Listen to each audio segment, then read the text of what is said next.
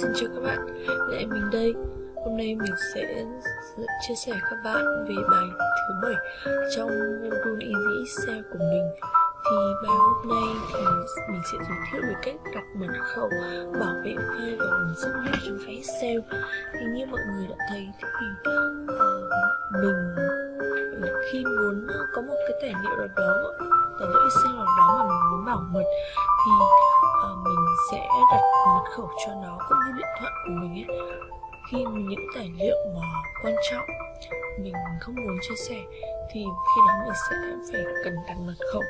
Thì chỉ với 4 bước đơn giản như này thì bạn đã có thể đặt một mật khẩu cho Excel. Đầu tiên là các bạn sẽ mở file Excel, cần đặt mật khẩu lên. Các bạn vào File và Info, vào Protect Workbook và Encrypt with Password. Encrypt with Password có nghĩa là các bạn đặt mã với cái password. Và bước 3 là bạn xác nhận mật khẩu bảo vệ file Excel của mình. Tiếp đến là bạn xác nhận mật khẩu, và sau đó hoàn tất việc bảo mật. Và khi đó thì một công việc của các bạn đó là phải nhớ mật khẩu của mình để truy xuất cũng như là truy cập. Và sau đây mình sẽ thao tác cho các bạn.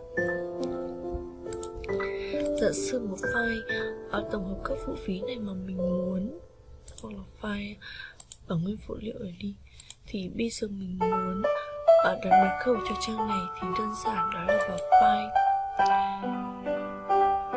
vào Info, trong Protect Workbook, và mình đang ở Excel 2016.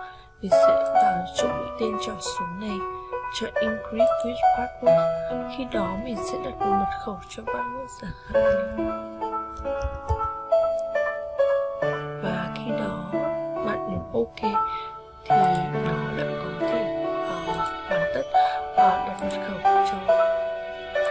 cho Excel của bạn. Hãy nhớ like và subscribe nếu